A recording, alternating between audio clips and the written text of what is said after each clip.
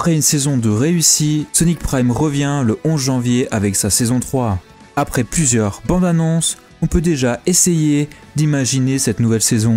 Dans cette vidéo, on va essayer de deviner ce qui va se passer dans cette toute nouvelle saison de Sonic Prime. Je me baserai uniquement sur les trailers sortis. Et si ça se trouve, faites attention, je spoilerai peut-être quelques éléments de la saison 3 si je tombe dans le mille dans cette vidéo. Allez, c'est parti!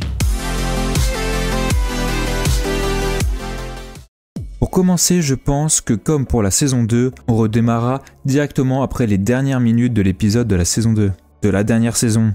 Nine étant retourné sur le grand nulle part, je vois Shadow et Sonic essayant d'aller à la rencontre de Nine, voire réussir à aller dans le grand nulle part. Le trailer nous montre que Nine sera vraiment l'antagoniste principal de cette saison, car il décide même de créer des robots semblables aux amis de Sonic et à Sonic. Nine est même prêt à créer une armée de robots pour combattre Sonic. Il est décidé à créer son propre monde. On voit que Nine active sa machine qui aura comme conséquence de fissurer tout le paraverse. On peut voir que chaque monde a ensuite des brèches dans le ciel et petit à petit disparaît. Après un premier combat avec Nine, je vois bien Sonic se faire dégager et envoyer dans les différents univers. Il devra ensuite se balader pour aider ses amis et les rassembler. Car Nine attaque bien évidemment Sonic. Car, si on comprend bien dans le trailer, Nine a besoin de l'énergie de Sonic. C'est peut-être Sonic qui alimente la machine de Nine, ou qui alimente carrément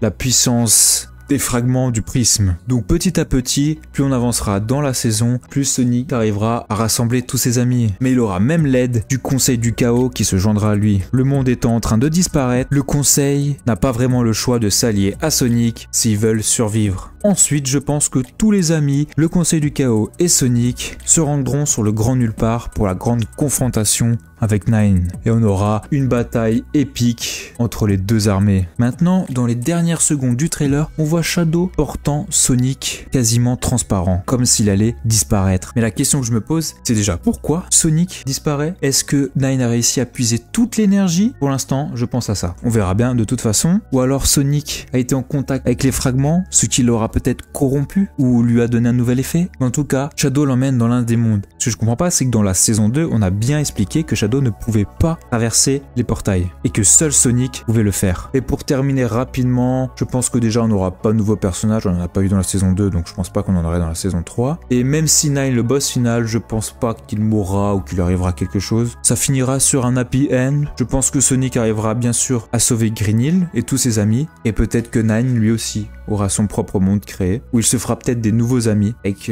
les personnages des différents mondes. Mais je vois un happy end. Je vois pas ce genre de série finir sur la mort d'un personnage ou Sonic qui échoue, ou alors Sonic arrive à sauver son monde et les autres mondes n'existent plus. Seul Green Hill réexiste de nouveau. Ça me paraîtrait un peu bizarre, mais pas bizarre, mais étrange pour ce genre de série, basé quand même normalement pour le jeune public. Mais ce serait cool, ça me ferait plaisir. Ça ferait peut-être une morale un peu triste. Ça fait que Sonic aurait sacrifié tous ses mondes juste pour sauver ses amis. Je trouverais ça vraiment intéressant.